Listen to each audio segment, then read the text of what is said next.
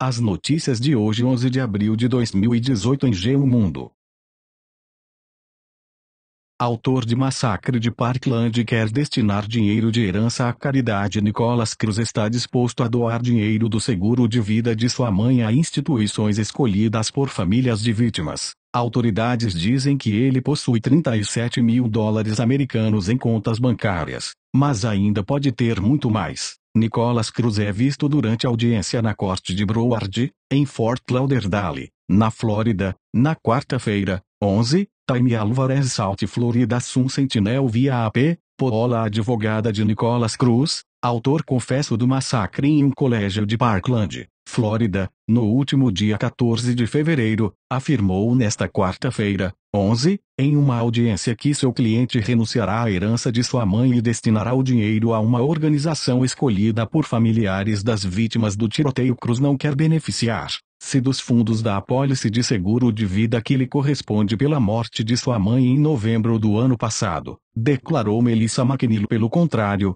Cruz, de 19 anos, deseja que esse dinheiro seja repassado a uma organização beneficente escolhida pelas famílias das vítimas do tiroteio do colégio Marjory Stoneman Douglas de Parkland, onde matou 17 pessoas com um fuzil de assalto. McNeil ressaltou, no entanto, que o aluno do citado colégio de ensino médio tem que fazer frente a múltiplos processos. Uma juíza da Flórida escutou nesta quarta um breve relatório oral sobre a situação financeira de Cruz antes de determinar se o acusado pode pagar os serviços de uma defesa com dinheiro do seu bolso. Em uma audiência realizada no condado de Broward, sudeste da Flórida, a defesa de Cruz forneceu à juíza Elizabeth Scarar informação ainda não completa sobre a situação financeira do seu cliente. A juíza terá que determinar agora se os contribuintes da Flórida têm que arcar com as despesas dos advogados de ofício proporcionados pelo condado para sua defesa ou se o acusado dispõe de recursos econômicos para contratar seus próprios advogados. Cruz compareceu com o uniforme vermelho de prisioneiro e manteve a cabeça baixa durante a maior parte da audiência judicial, na qual esteve seu irmão Zachary Cruz, condenado a 6 meses de liberdade vigiada por entrar no colégio, algo que tinha sido proibido pela polícia. As autoridades indicaram em março que Cruz dispunha nas suas contas bancárias de pelo menos 37 mil dólares americanos, cerca de R$ 125 mil, embora seja possível que o jovem disponha de uma quantia muito maior, o que ainda está por detalhar. Cruz, ex-aluno do colégio Marjory Stoneman Douglas, enfrenta 17 acusações por assassinato premeditado e várias outras por tentativa de assassinato, pelas quais pode ser condenado à pena de morte inicial. Plugin teste. Em carta à namorada, brasileiro condenado por elo com Estado Islâmico diz que Jihad é causa maior. Kaique Luan Ribeiro deixou carta na casa de amigo antes de partir rumo à Síria em 2014. Ele foi preso na fronteira da Bulgária com a Turquia. O goiano Kaique Guimarães, acusado de pertencer a grupo extremista Reprodução TV Globo, condenado a 8 anos de prisão na Espanha por participar de um grupo extremista islâmico. O brasileiro Kaique Luan Ribeiro Guimarães deixou uma carta de despedida à namorada antes de partir rumo à Síria em 2014. No texto, que foi reproduzido pela Justiça Espanhola na sentença desta terça-feira, 10, ele diz que a Guerra Santa, Jihad, é a causa maior de sua partida. Perdoe-me por não ter cumprido minha promessa, mas é por uma causa maior e você sabe, Jihad, sempre será minha menina e a luz dos meus olhos. Não sei como me despedir de você, nem quero, diz o manuscrito. O brasileiro nega envolvimento com o grupo e diz que ia ao país para ajudar mulheres e crianças, mas ele confirma ter deixado a mensagem. Segundo a documentação divulgada pelas autoridades espanholas, Kaique foi preso aos 18 anos na fronteira da Bulgária com a Turquia antes de cumprir o objetivo de se unir ao Estado Islâmico na Síria, segundo afirma a sentença da Justiça Espanhola.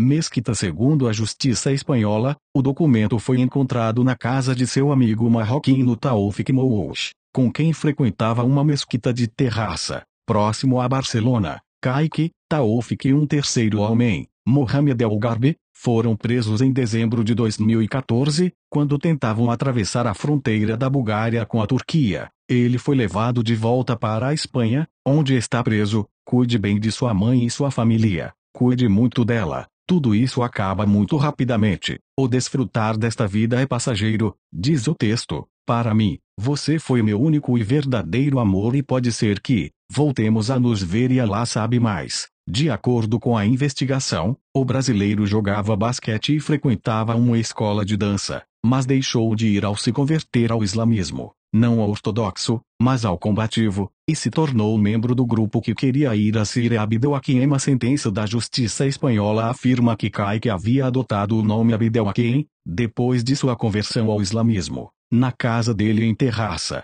foram encontradas fotocópias de capítulos do livro Manual de Recrutamento Al-Qaeda, de Mathieu Guidera e Nicole Morgan. A polícia achou também um papel em que estava desenhada a bandeira do Estado Islâmico com diversas armas. Além de mais cópias do livro de recrutamento da Al-Qaeda, o material teria sido entregue por Antônio Saez Martínez, o suposto líder da célula extremista brasileiro. É condenado na Espanha por integrar grupo ligado ao Estado Islâmico. De acordo com a sentença, Kaique participou de diversas reuniões e treinamentos sobre a Guerra Santa violenta, inclusive de um encontro em que Antônio defendeu a ideia de combater na Síria ou de fazer um atentado na Espanha, contra uma livraria ou sinagoga de Barcelona. O grupo também via vídeos de execuções e decapitações feitas pelo Estado Islâmico e defendia o ato por serem infiéis, afirma a sentença. Em 26 de novembro de 2014, Kaique, Taoufik e El Garbi fizeram a primeira tentativa de sair do país para ir à Síria. Eles chegaram a entrar em um ônibus em Barcelona, mas desceram em 12 de dezembro do mesmo ano. Os três novamente se prepararam e conseguiram sair pela fronteira de La Junquera de madrugada. Eles passaram pela França, Itália, Eslovênia, Hungria, Romênia e Bulgária, onde foram detidos. Versão de Kaique. Em declaração à justiça espanhola, Kaique negou o envolvimento com ações terroristas do Estado Islâmico, ter desenhado o símbolo do grupo e recebido o material. Ele afirma que contou à família que iria passar uma semana na Turquia, não que planejava ir à Síria. Ele confirma que esteve em um encontro com os outros suspeitos, mas que não foram discutidas ações terroristas. Em outro encontro, ele conta que foram avisados de que eram seguidos pela polícia. O brasileiro também diz que tinha um tablet, recolhido pela investigação, mas que nunca pesquisou coisas sobre o Estado Islâmico nele, mas não respondeu quando perguntado sobre visualizações de vídeos do grupo extremista, da Al-Qaeda e de atos terroristas. Ex-presidente da Câmara dos EU assume a empresa de cultivo de maconha. Republicano John Boehner, que já foi contra a legalização da droga, renunciou à presidência da Câmara em 2015. Ele assumiu o cargo de porta-voz da Acreage Holdings, que se dedica ao cultivo, processamento e distribuição de cannabis. O ex-presidente da Câmara dos EU, John Boehner, durante entrevista coletiva em Washington, no dia 26 de fevereiro de 2015, AP Foto J. Scott Applewhite, o ex-presidente da Câmara dos Estados Unidos, John Boehner, se integrou à direção de uma empresa de cultivo e processamento de maconha, informou nesta quarta-feira, 11, na sua conta do Twitter. Boehner, republicano e que foi presidente da Câmara entre 2011 e 2015, tinha afirmado previamente que se opunha à legalização desta droga, mas agora participará como porta-voz de uma companhia que se dedica ao cultivo, processamento e distribuição de cannabis,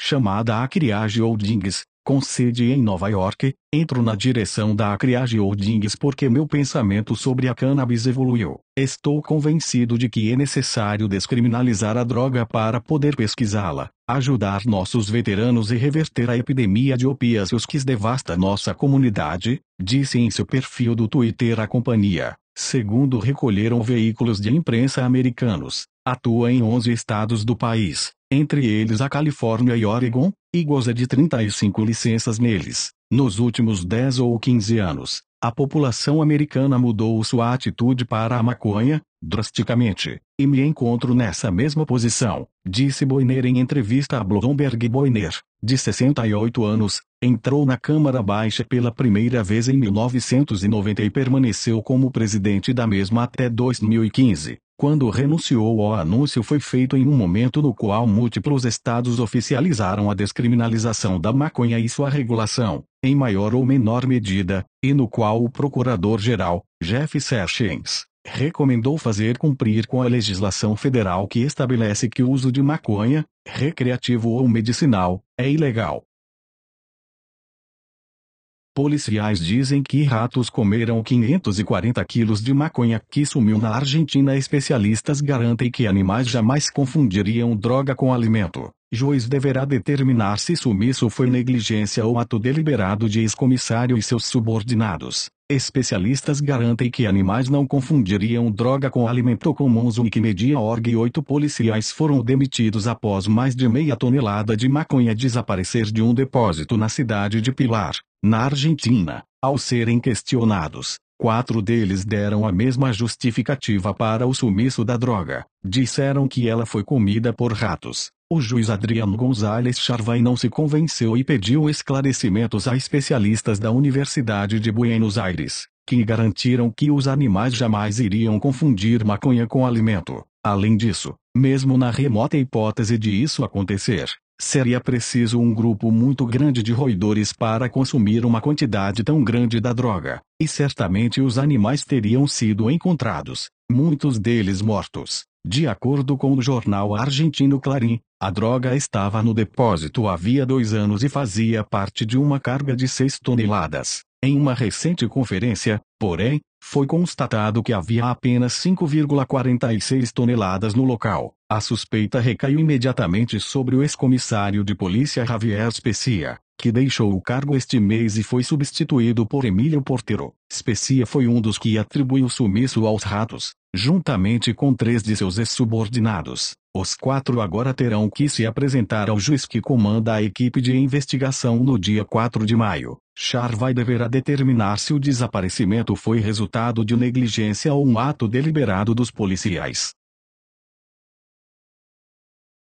Inflação anualizada na Venezuela atinge 8.878,1%, diz Parlamento. Índice de preços acumulado nos 3 primeiros meses de 2018 subiu 453,7%, disse Comissão do Legislativo. Pessoas fazem compras usando notas de 100 bolívares em um mercado de San Cristóbal, na Venezuela. Em imagem de arquivo Reuters. Carlos Eduardo Ramírez. A inflação na Venezuela chegou a 8.878,1% nos últimos 12 meses, segundo um estudo do parlamento de maioria opositora divulgado nesta quarta-feira, 11. De acordo com o relatório, o índice de preços em março passado aumentou 67%, abaixo dos 80% relatados pela Assembleia Nacional para fevereiro. A inflação acumulada nos 3 primeiros meses de 2018 chegou a 453,7%, disse o presidente da Comissão de Finanças do Legislativo, Rafael Guzmán. Em entrevista coletiva, os alimentos básicos continuam sendo a categoria que mais pesa sobre a alta do custo de vida. Os preços praticamente duplicaram em março, acrescentou Guzmán,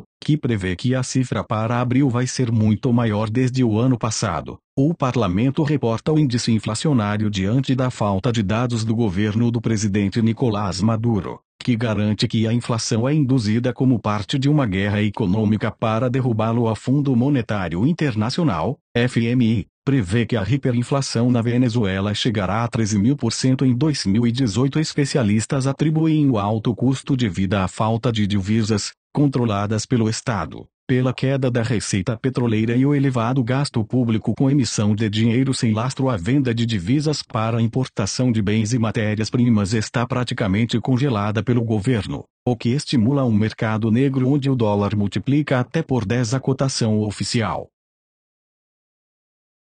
Filha de espião russo envenenado rejeita apoio de embaixada e contato com a família. Yulia Skripal agradeceu a oferta de assistência de diplomatas e parentes, mas disse preferir não receber visitas ou manter contato por enquanto. Ela também pede que a imprensa a deixe se recuperar antes de pedir entrevistas. Yulia Skripal, filha do ex-espião russo Sergei Skripal. Yulia Skripal. Facebook. Via AP, File. Yulia Skripal, que foi vítima de um ataque com um agente nervoso em Salisbury, na Inglaterra, ao lado de seu pai, o ex-espião russo Sergei Skripal, rejeitou uma oferta de apoio da embaixada russa e pediu que sua família não tente entrar em contato por enquanto. Ela também fez um apelo à imprensa, para que a deixe se recuperar com tranquilidade antes de conceder qualquer entrevista. Segundo a agência EFE, a embaixada russa havia solicitado acesso à filha de Sergei por acreditar que ela estava sendo mantida contra a vontade em um local secreto e sem acesso a pessoas conhecidas.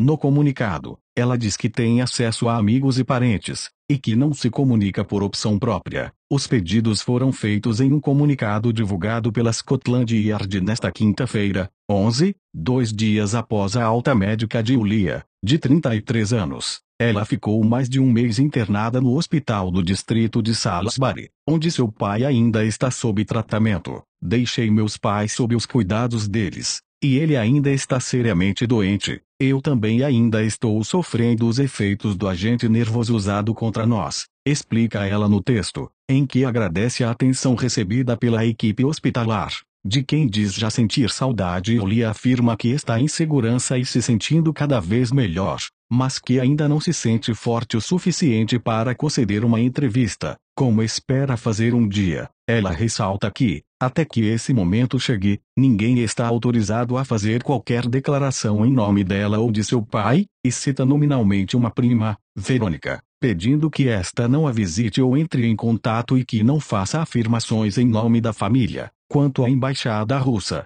Yulia diz que tem conhecimento da gentil oferta. No momento, não quero me valer dos serviços deles, mas, se mudar de ideia, sei como contatá-los. Resume: envenenamento. Yulia, 33 anos, visitava o pai Sergei, 66. Foram encontrados inconscientes em 4 de março em um banco em uma rua de Salisbury, após serem expostos a uma substância tóxica. O governo britânico atribuiu o envenenamento a Moscou. Sergei Skripal foi coronel do Serviço Secreto Militar russo, mas acabou condenado por alta traição por vender informações ao Reino Unido. Em 2010 foi envolvido em uma troca de espiões e se mudou para a Inglaterra. O governo de Vladimir Putin nega com veemência qualquer envolvimento no atentado que, segundo as autoridades britânicas, foi executado com a substância Novichok, um agente nervoso produzido apenas em laboratórios militares russos. Crise diplomática. O incidente envolvendo Yulia e o pai desencadeou uma crise diplomática do Reino Unido com a Rússia,